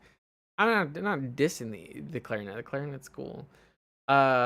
Wait, what? Music helps with ADHD. I was really good in school while involved in music. I barely touch my guitar now, and I'm so scattered. Time to experiment. Yeah, definitely time to experiment. That might be something that helps out a lot. Awake Moxie says, honestly, even though I'm not quiet anymore, there are still times in adult life other adults have expressed wanting to hear me curse. I don't go out of my way not to, and I don't care if others do. I don't think I've ever had in our video chats, I don't think I've ever had the desire for you to curse. But I do remember feeling negatively about the fact that I curse because it was like I don't think I've ever heard you curse. Is it okay that I curse? Oh, Moxie, you are polite. You're the most wholesome person I know.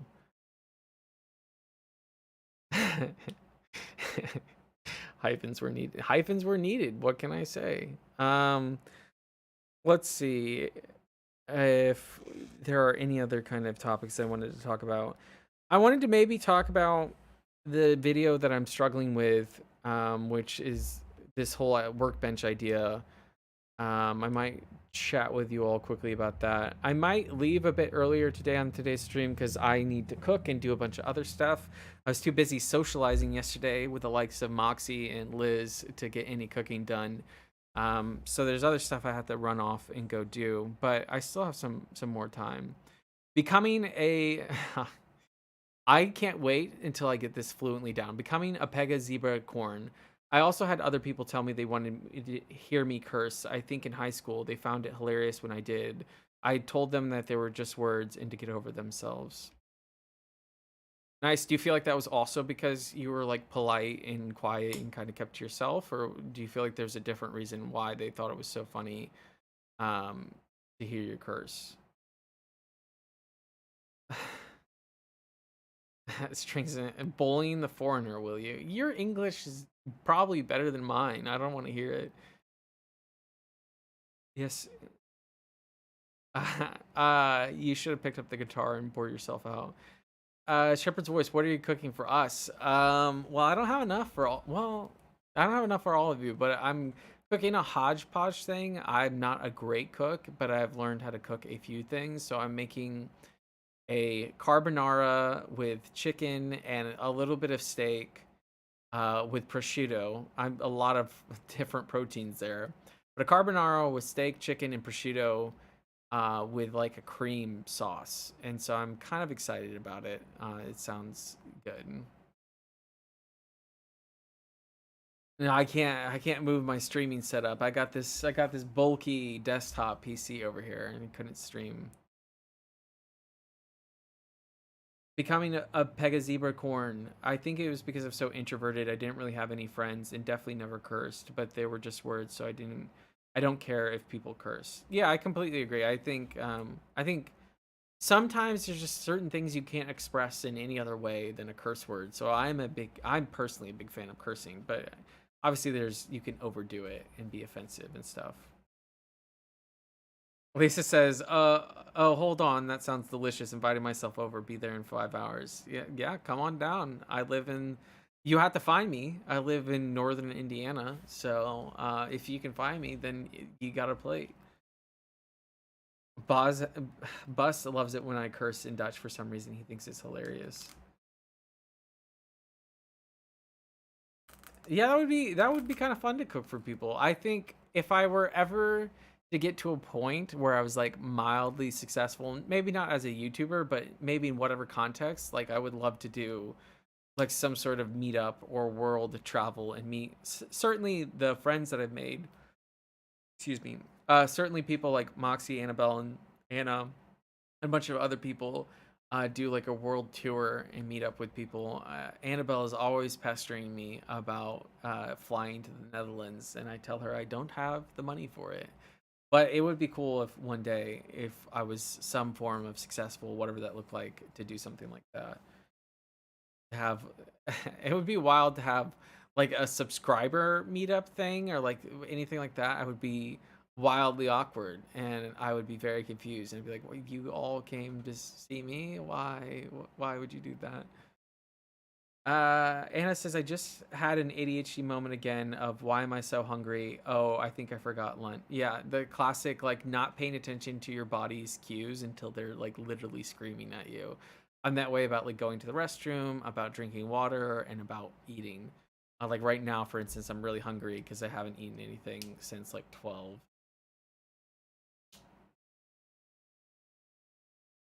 Uh, Lisa says it's 5 hours. I'm pretty sure you told us where you lived back in the day. Just kidding. I won't come over. No, I didn't. I didn't think you were honestly gonna make the 5 hour the drive. Yeah, I think I mentioned I like lived in Lafayette. I've doxed myself. I would imagine it's not that hard to get my docs. It's probably out there somewhere. Just got to make it gluten free for me, please, so I don't die. I don't have gluten free pasta. If you bring gluten free pasta, I'd be more happy to make that for you. I really want to go to the Netherlands. Every single person I met from there has been so lovely. Well, Annabelle's not really from the Netherlands. She's from Venice. Venice? No, Austria. Venice is in Austria. Look at me with my geography. Shakir says, just painted my nails on the left hand a shimmery rose color, calling it a successful day, and not doing the right hand. Nice, like an accent hand instead of an accent finger. Real, the Dutch are a hoot. Very pretty. It's my go-to color palette. I lost. Brown rice pasta is the best and gluten free. I really need to experiment more. I just do very boring pasta, but cooking has been something that's been how do I explain it? Like a really amazing experience and a big part of my like binge eating recovery. Yeah, Vienna, not okay. My geography is really bad. I'm being an American over here and not really knowing the geography of Europe. But yeah, Vienna, not Venice. Vienna in Austria.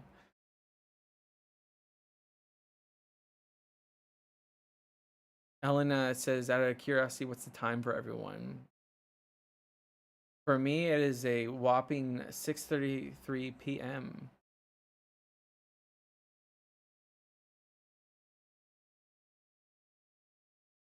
3 3:32 p.m. So you're over on the West Coast, Nicole. Okay, cool. Well, if I hopped in my car, I wouldn't be there until after midnight. We'll have to catch the next meal. Laugh out loud. Yeah, or we can have like a potluck. Then that would then we'd be cooking. Like a zebra corn. It's always a super happy day when I find really tasty gluten free food. Vienna has the Danube. I don't remember.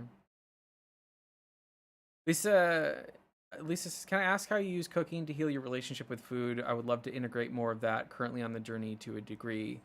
Um, so for me, the reason why I have binge eating is because I the inability to love myself, and so with binge eating, to not binge eat and to not eat destructively means I love myself, and that is a really uncomfortable feeling for me. Or I'm better with it now, but talking in the experience of back when I was actively struggling with my binge eating. And so for me, binge eating was never about like trying to like and originally maybe, but towards the later stages, it wasn't about like trying to feel a void or like eating in excess in any other way than it was like a form of self harm. And it was like I know eating this way and this to this degree and this much and this kind of food is like an act of self-harm and it's not loving myself. And that made me feel very comfortable. Like that felt right. Like it was like, how do I make myself uncomfortable? How do I hurt myself? And so it was with food. And so for me, the most uncomfortable thing, so just eating healthy is a very loaded word. But let's say I went and got like food that wasn't like absolute like ice cream and candy and all this other stuff. Like that would make me uncomfortable. So the most uncomfortable I could ever make myself was to cook myself food because that's a very loving thing for me. I've had previous partners cook for me. I don't know if that's like a love language, but like the act of service of someone making me a meal makes me feel very loved and very taken care of and very cared for. And so the idea of me cooking for myself just made me wildly uncomfortable. It was a really difficult thing to do and to not hate every minute of. And so on my journey to healing my relationship with food was forcing myself to do that. And one of the ways that I kind of hacked it was like, oh, this is just about being getting better at cooking. And so I gamified it a little bit and made it more less about loving myself and a little bit more about how do I get better at this skill. And so that has been really helpful. And now I'm in a shaky place. The last few days have been a bit hard with the wanting to binge, but that was the big way in which I use cooking to heal my binge eating, was forcing myself to deal with that and take care of myself. 5:33 here is 6:33 p.m. for me. Also, I'm East Coast, USA. Nice, the East Coast. Ironically, despite my last name, I'm more of a West Coast kind of guy, but the East Coast isn't bad. Then Don Danube, Danube. I've heard it pronounced, but I don't remember how it's pronounced. I'm not technically gluten free, but prefer the texture of brown rice pasta. I have brown rice pasta and tuna with Alfredo sauce cooking right now. That sounds actually really good. Especially if it's like proper tuna. When you said tuna, I was imagining like packaged tuna, but I imagine you probably have proper tuna.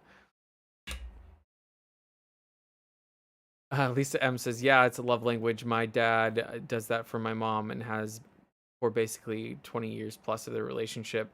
I assume by healthy you mean more like nutritionally dense. Yeah, like not like pure sugar or especially in excess, right? Like I'm not really big into like healthy foods because that can be a bit orthorexic for me, but more so is what I'm eating me loving myself, is what I'm eating me taking care of myself, and like what are my intentions behind eating this.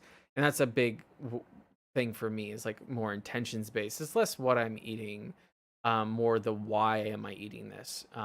That is for my recovery. Lisa M says, "How did you gamify?" Just like more like a big part of it was also using HelloFresh and Home Chef, and so for me, it was like the gamifying was like, what new skill can I learn? Like it's like, what, how can I get better at making this thing, or how do I learn how to make a sauce, or like how do I make this meal better? And the other way I gamified it was I had this rating scale where it was like, how much would I pay to eat this at a restaurant? And when I first started cooking, I probably would pay you to not eat something I made. And then as I've progressively gotten better, there's been a few times where I've made dishes with inflation right now. This doesn't mean nearly as much as it used to, but like where I would like honestly pay like 25, like almost $30 for something I made. And that's a really cool feeling, getting to the point where like, oh, I would be happy if I paid $25 for this at a restaurant. Or if I mean, I'm broke, so $25 for a meal is like a lot. For like an entree is a lot, but gamifying in that sense of like, how can I get to the point where like what I'm making is like legitimately better than the food that I could go out and buy. Cook maxing, yeah, definitely cook maxing. Elena, what country are you from? Ali, cooking for others is a love language of mine, and I will cook for hours to make someone else happy. But I realize that I don't feel like cooking just for myself. But I realized I that I don't feel like cooking just for myself is ever worth it. Okay, that makes more sense. Are you in Japan? Oh my god, Chef East. No, not Chef East quite yet. Y'all, I feel like a boomer. How do you tag people in the chat with the YouTube app? Help. You just use the at symbol. It's like at and then oh yeah, you guys are already on top of it. I'm way behind in chat. Okay. In Tokyo, but originally from Germany/Sweden. Okay, that's really cool. Tokyo's in like my top 10 somewhere in this. Like I feel like Tokyo would be almost like visiting an alien world, how different it would be from like some of the other places that I've visited, especially in America. Shepherd's voice says that's what I said, Chef East. Maybe one day. I'm not quite the culinary master yet. Lisa says I had a hard time consciously restricting calories or eating like a lot of healthy foods. Healthy sometimes because of my tendency to become obsessive and try to start. Yeah, that's a really slippery slope to fall down, is like becoming obsessive about this idea of what healthy means. And that's kind of what orthorexia is like obsessing over like the proper foods and using that as a form of restriction.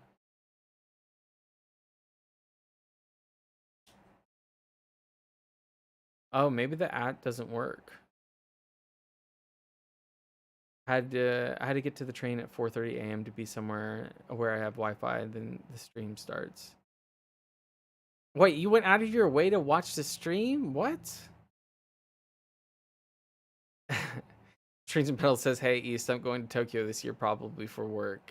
No, once again, if I could afford it, I would gladly go wherever. I would have gone to Istanbul to finally meet friend, or Tokyo one of these days. Maybe it only shows for other people because it just looks like you guys are adding each other. But when people ask at me, it highlight. Maybe that's when people are adding me, it highlights it for me, but not for you all.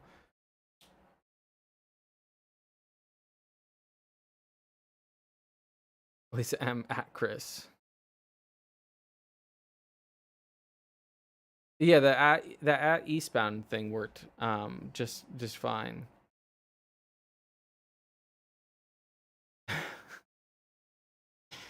Teamwork makes the dream work. I also really adore how you all are chatting amongst yourselves. I think when I go visit other people's streams, I think it's really cool to see the dynamic not only between the streamer and the chat, but like the chat amongst themselves. And so you all having these adorable interactions makes my heart swoon. So, um,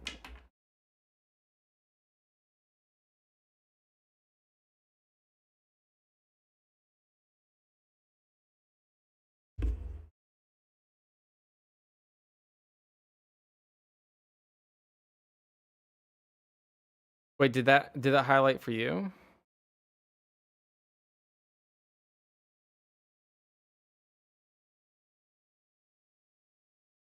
I'll make you my assistant one day and drag you along to cool places. Please do. Um, I have a pin that I need fixed, so I'll send it your way.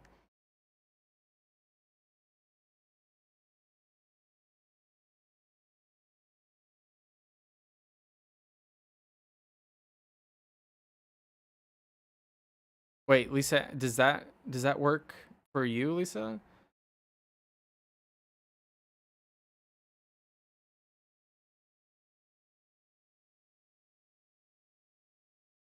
No, you can. I didn't take any offense to it. I just thought it was I thought it was funny. Like out of all the ways you could have tried to like at me to use Chris, I was just like, yeah, that's that's not gonna work.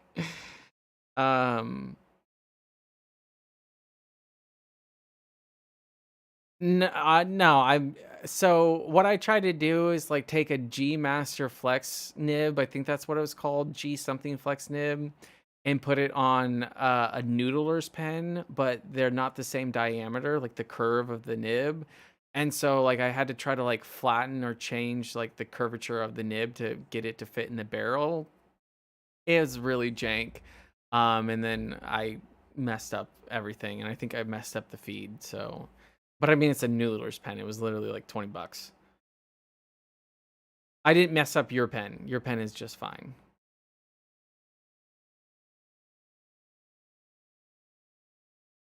Uh, Trying to get on mobile, still can't get tags to work for me.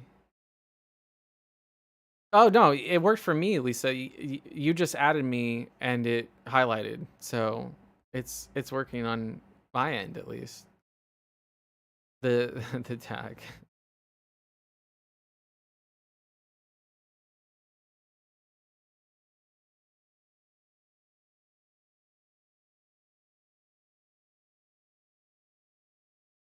Oh, it it works even without the tag. That's interesting.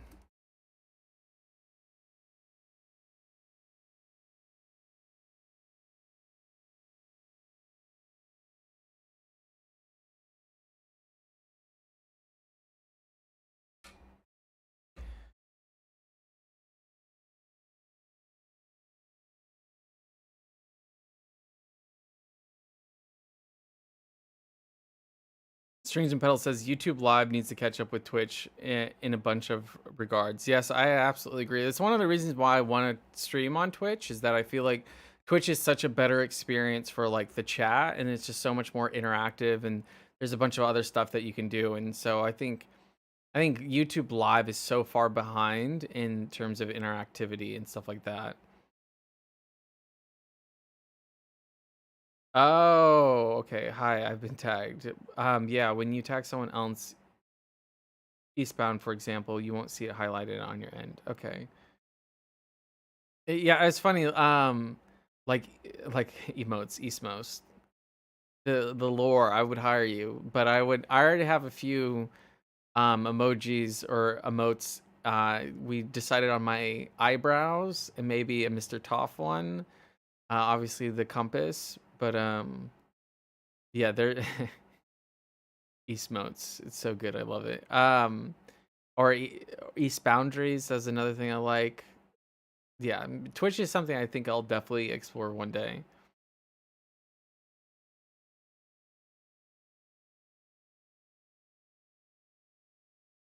But at the current moment, random question: where did you get the hoodie from? This is my favorite hoodie at the moment. I got it from Stance.com. They used to make socks, but then they started making other stuff. But this is currently my favorite hoodie. But great question. I wear it all the time.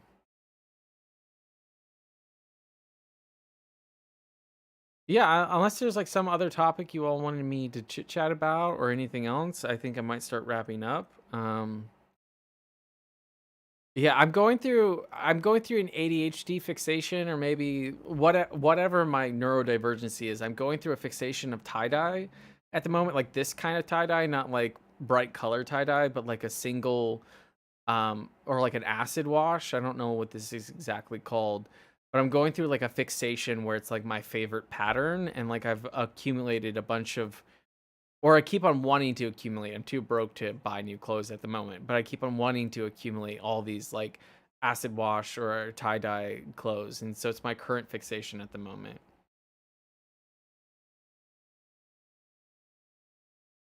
Do you remember what? Yeah, use the compass. I think that's how you said it. Compass.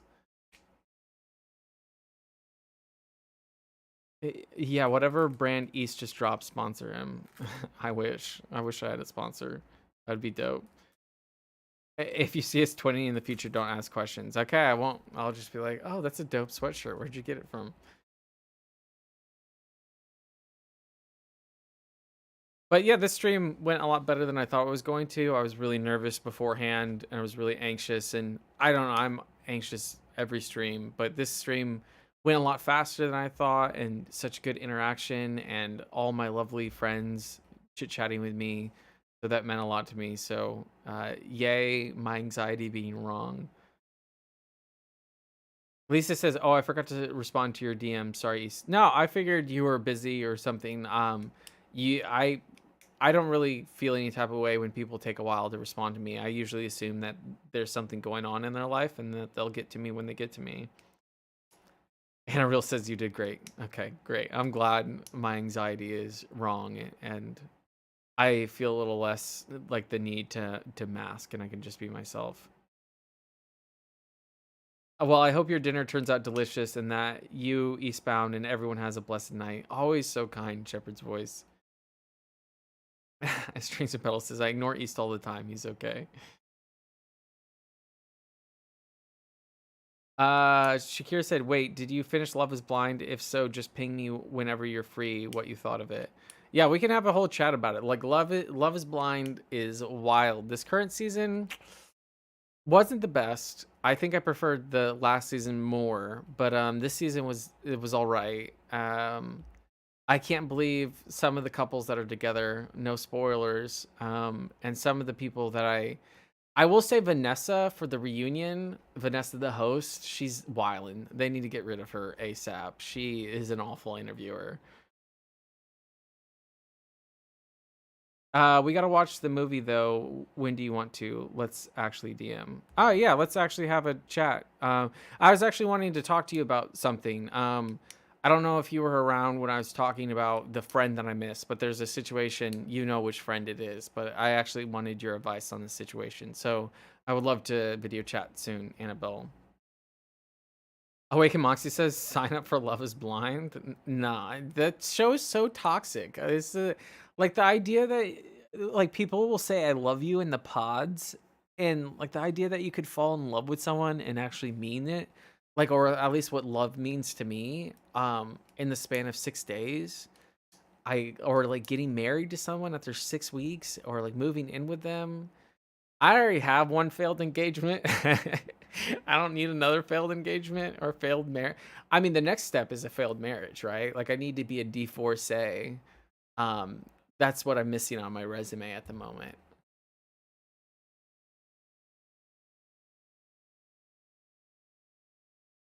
Yeah, no, she was doing the most and like was totally pro the women's side. And like, don't get me wrong, like I've nothing against being pro women, but like she was not giving any of the people that needed the heat, and she's giving all the wrong people the heat. So it was not great. Oh my god, imagine East actually speaking sense on a show like that. So boring and healthy. I have kid you not, there have been times where I've desperately wanted to make a react like not a reaction channel per se, but like a channel dedicated to like having commentary. So a commentary channel. I wanted to make a commentary channel so badly on shows like that.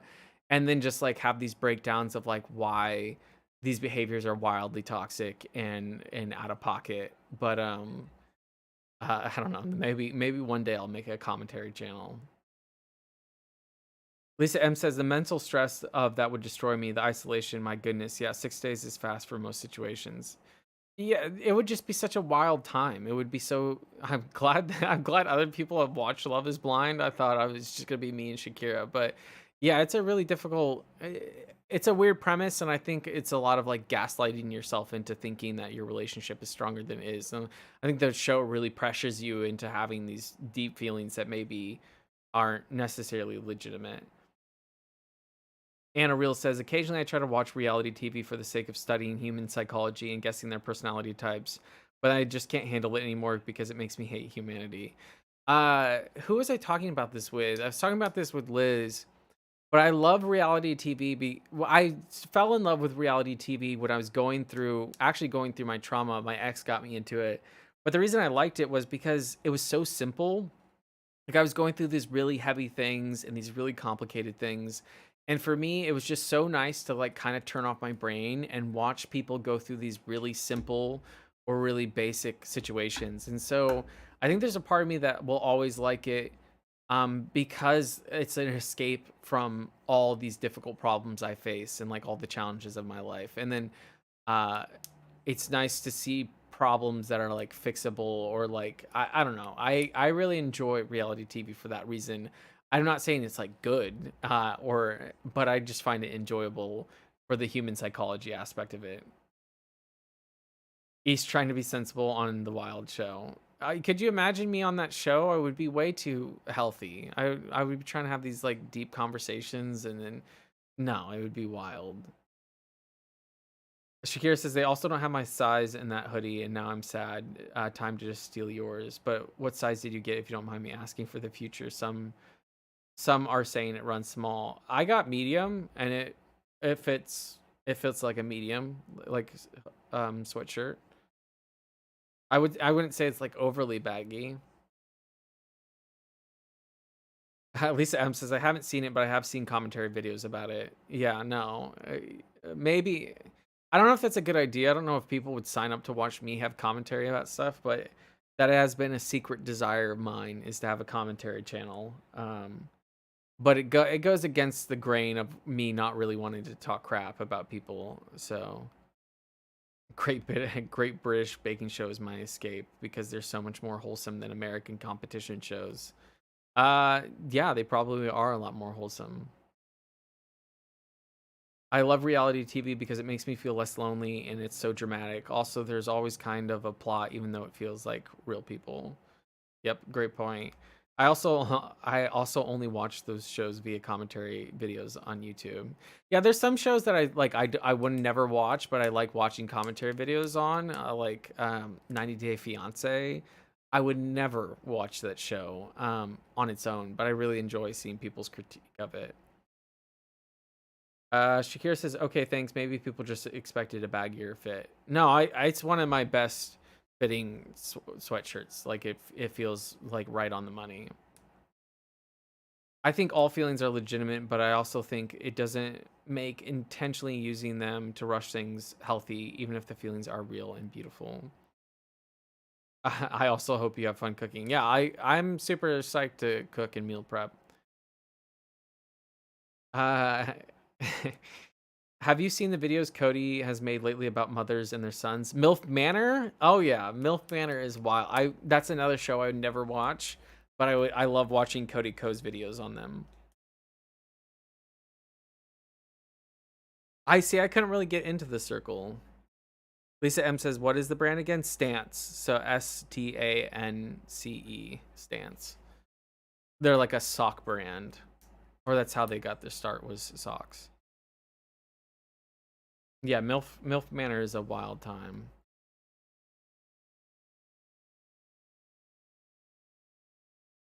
Um, I think a small would probably be like a good choice, unless you're like looking for something baggier.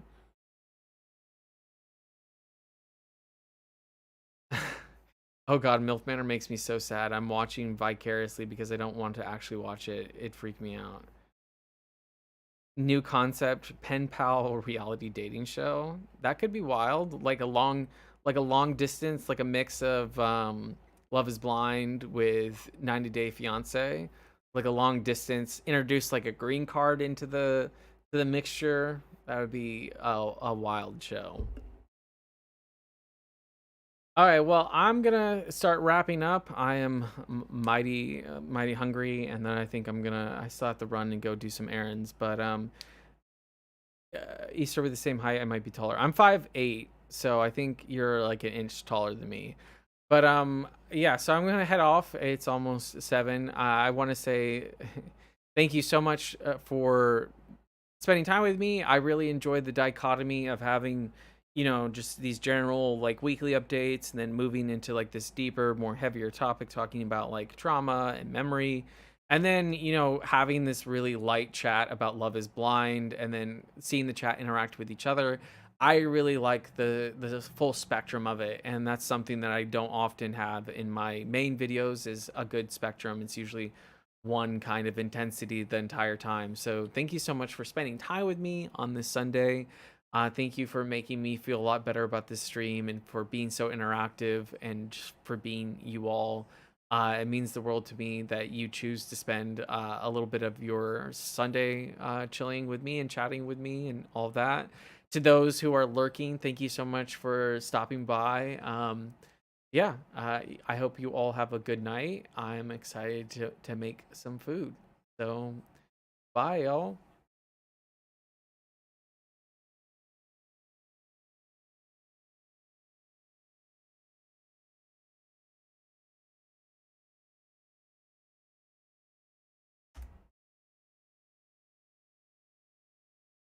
Yeah, it's Sunday for us in the US. It's 7 o'clock p.m. on Sunday. Aw, strings and pedal being nice. All right, bye, y'all.